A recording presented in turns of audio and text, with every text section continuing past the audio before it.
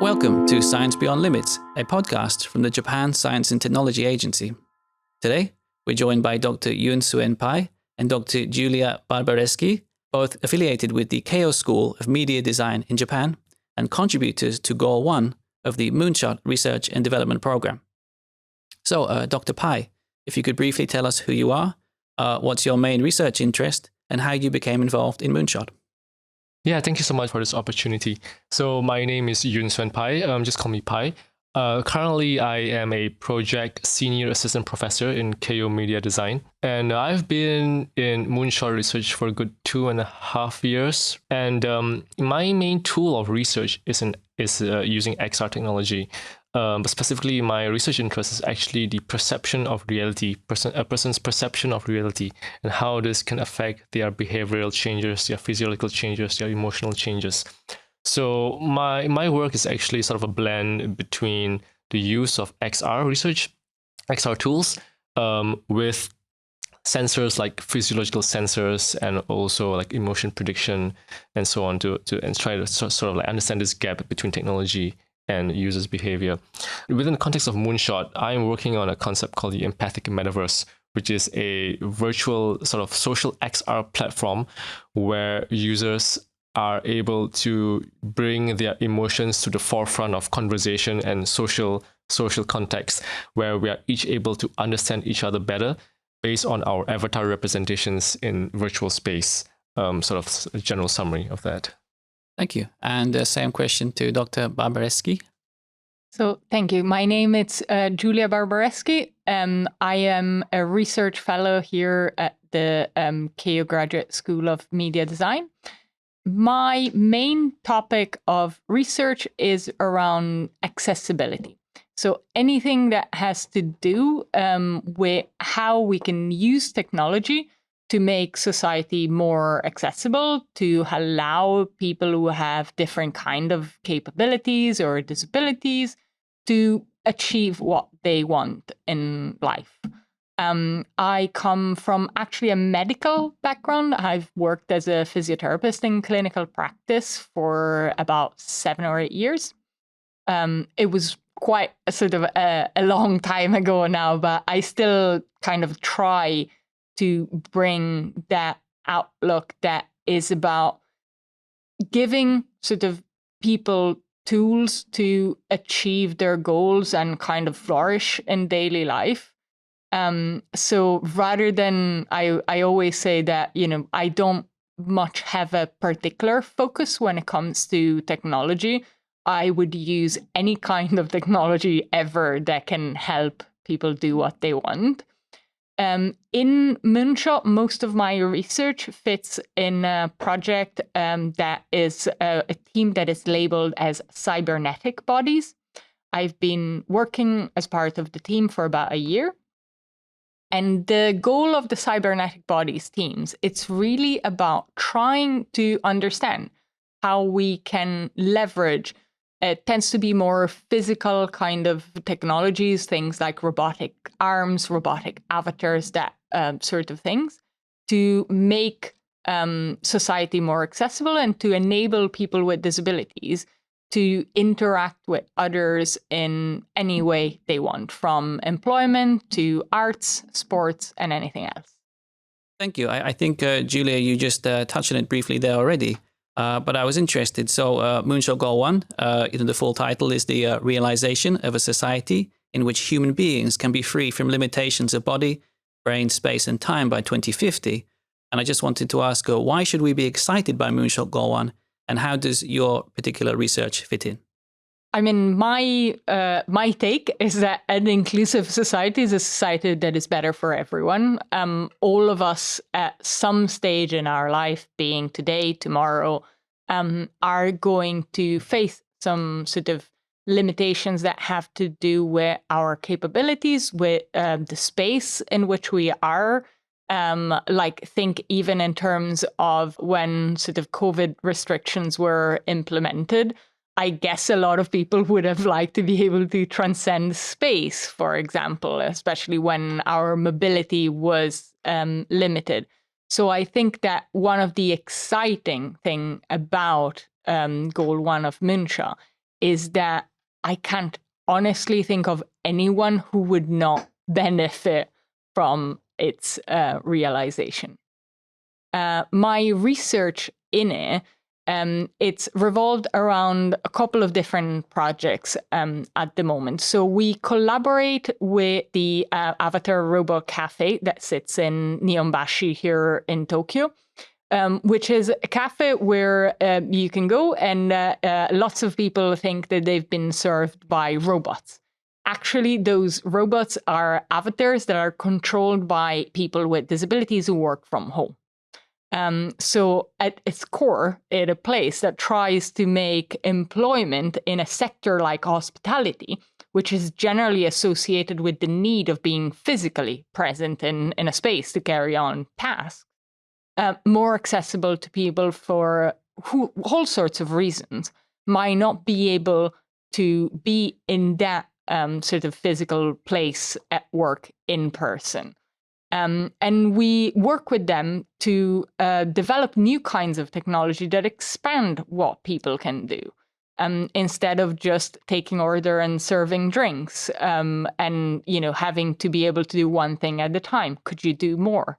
Can you change sort of the ability of what your robotic avatar does by supplementing it with a virtual one?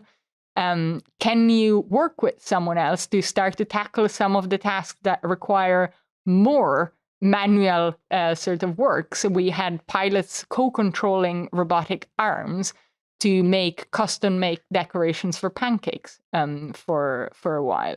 So how can you put technology at the service of people so that it unlocks more and more aspects of societies from which they've been difficult for them to participate in?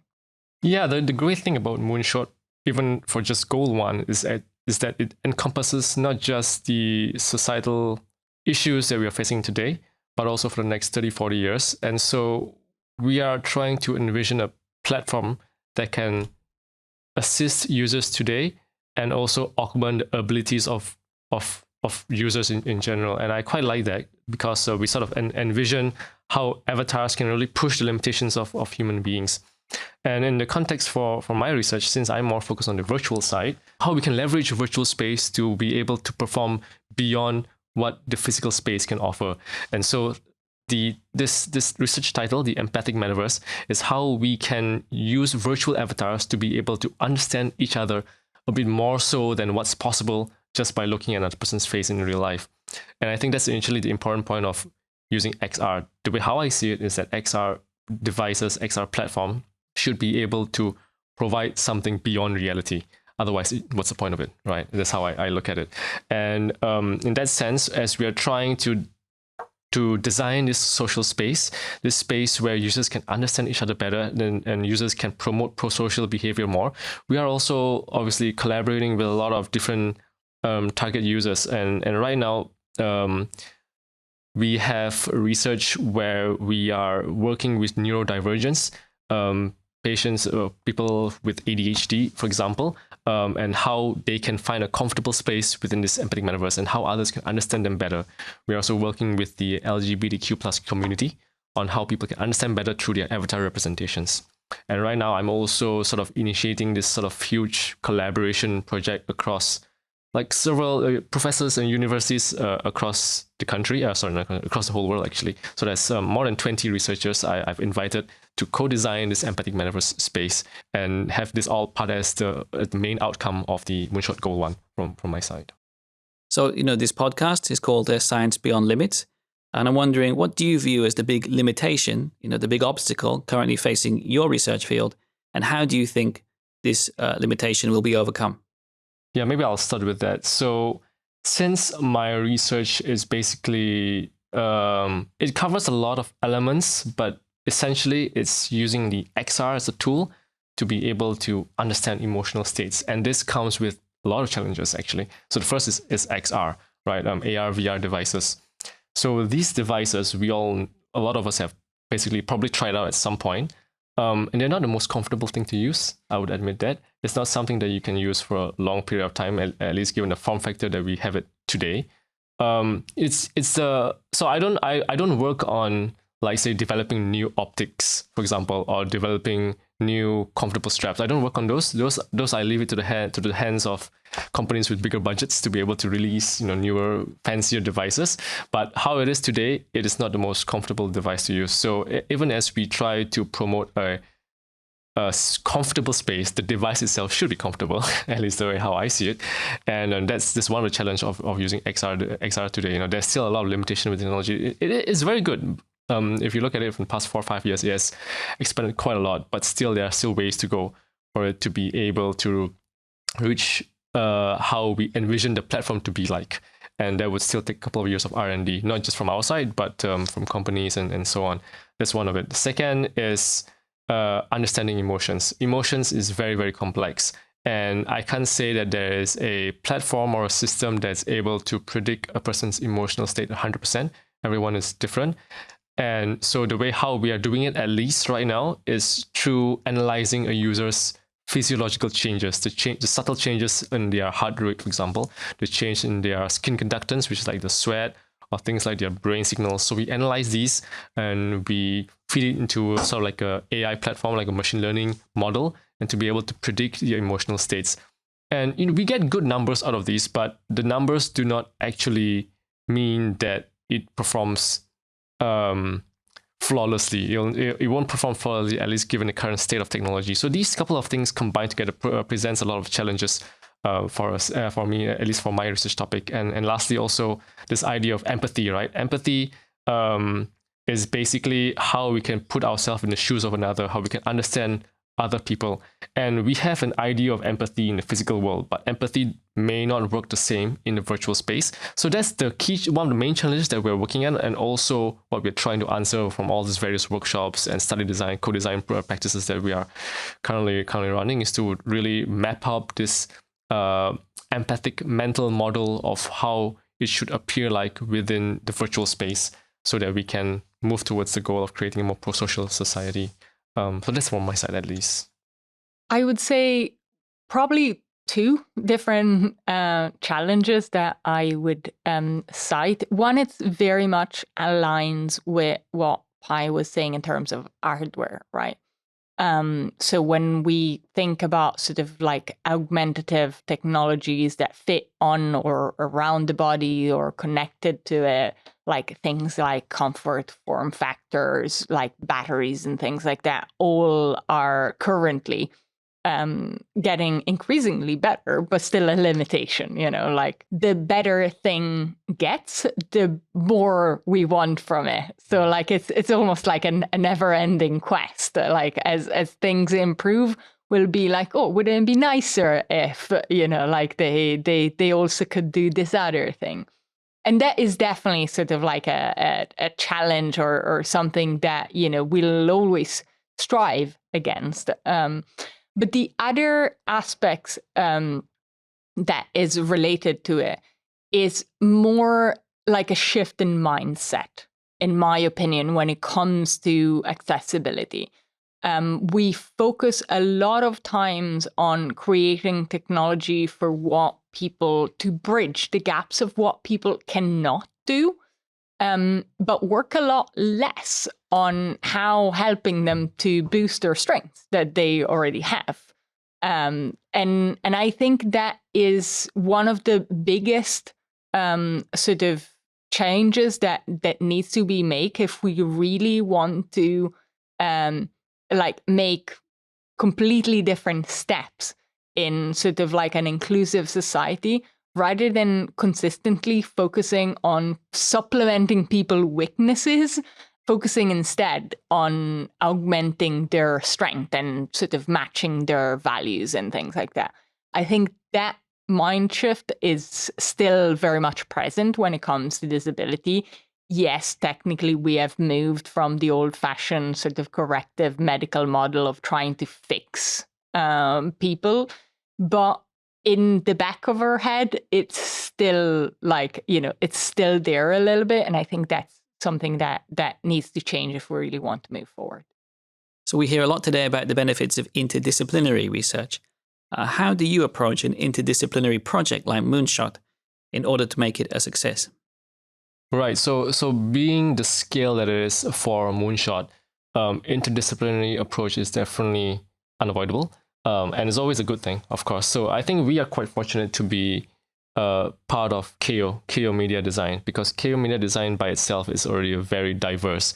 So not just the professors, not just the faculty's level, but also all the students that we work with, the student researchers, they're all from diverse backgrounds, not just from different countries, but from different academic backgrounds. Like, for example, before this, I was engineering, and you're a physiotherapist, right? And then we have students who are from architectural background, maybe also from like business background, and they all sort of contribute.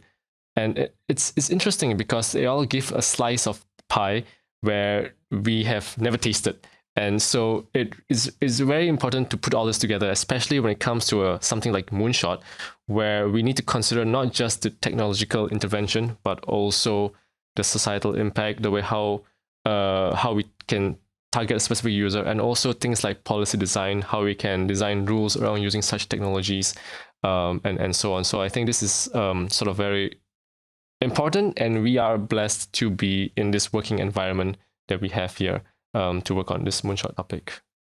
Giulia, you said you're from a clinical background? Yes.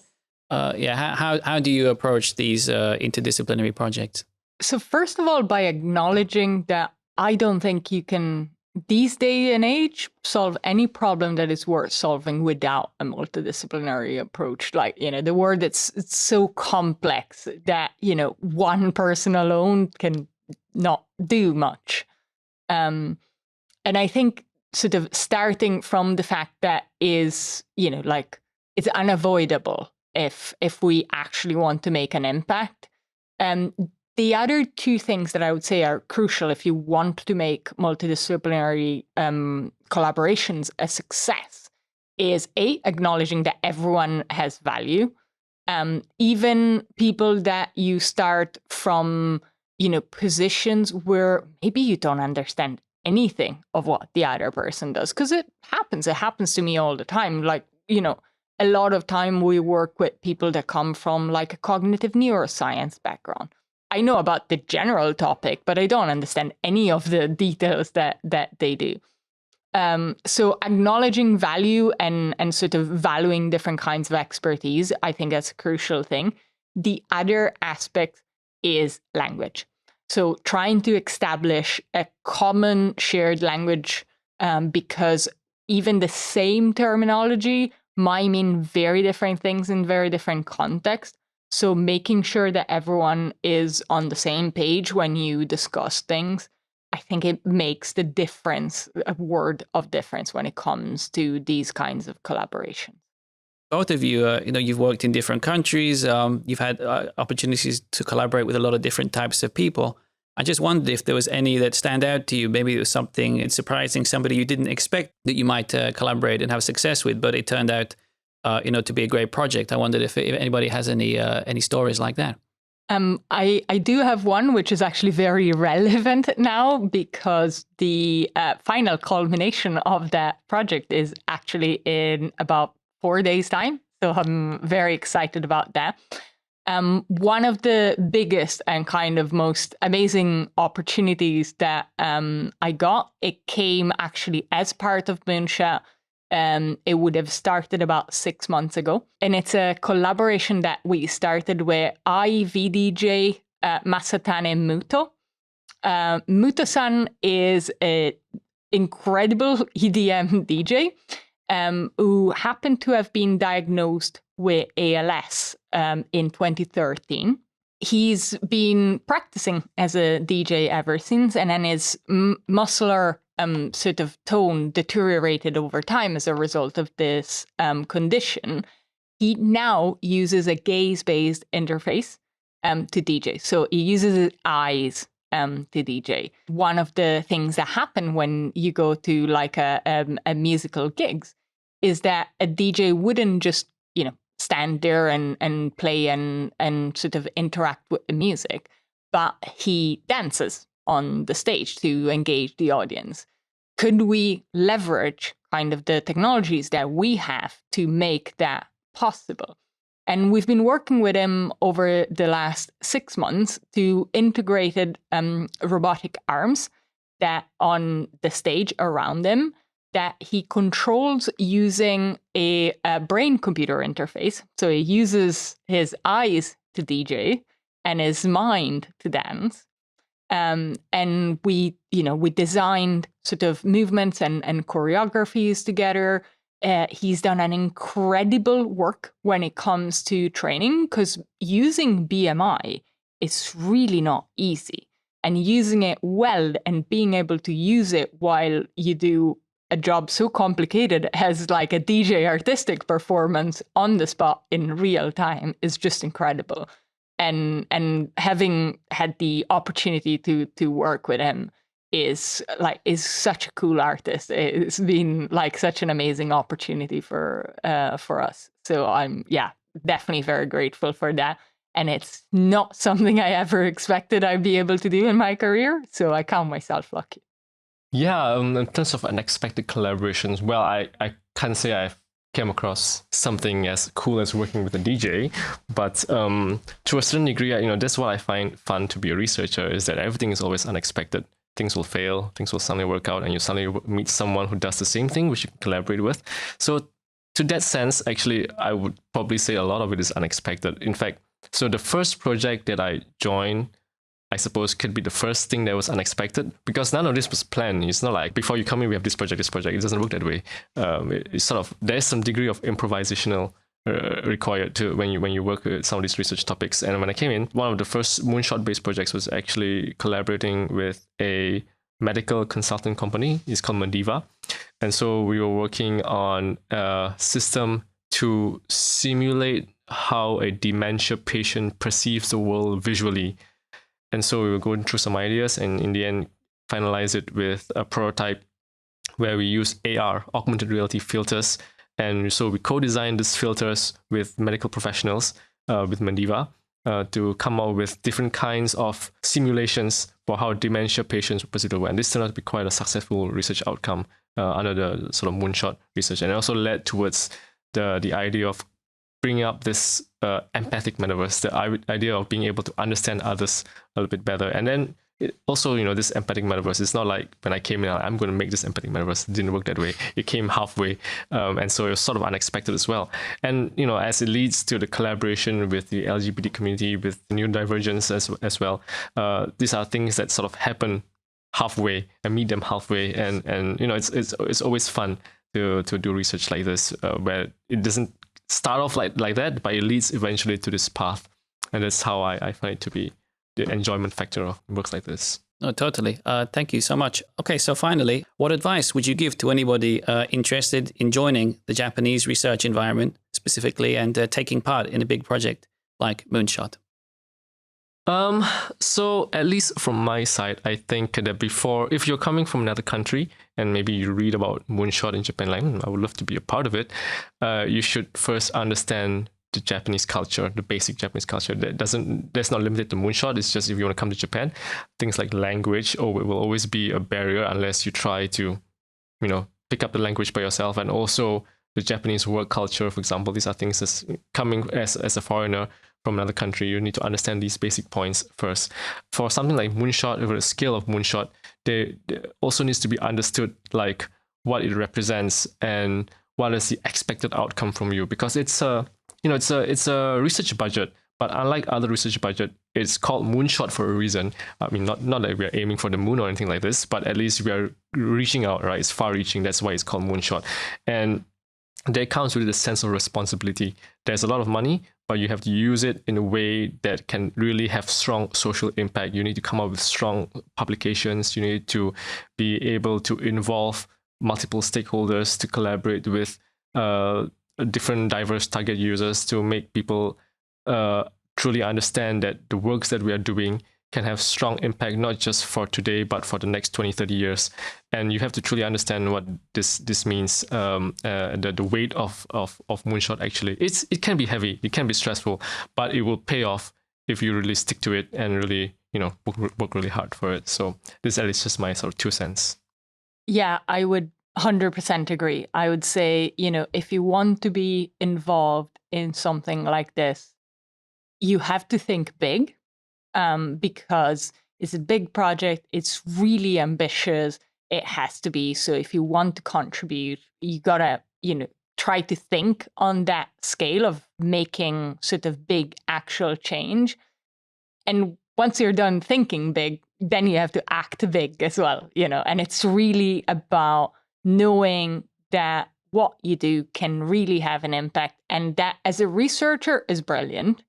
But it also comes with like a lot of responsibility. And that involves making sure that you do stakeholder engagement right, making sure that you work with different people with different backgrounds so that, that multidisciplinary magic can actually like translate in practice. So I think those are the two very big things. Think big, think outside the box as well, because a lot of it, you have the opportunity to be very experimental. So, that opens up an awful lot of new possibility, and it's just cool to take advantage of it. And then, follow through with kind of what you do and how you do it as well. Thank you. That's the end of this podcast. I'd like to thank our guests, Dr. Pai. Thank you so much for having me. It was always a pleasure. And Dr. Giulia. Thank you so much. Pleasure. Thank you. To get in touch with us regarding any of the issues discussed today, please email us at ms-podcast@jst.go.jp. That's ms-podcast@jst.go.jp. Until next time, goodbye.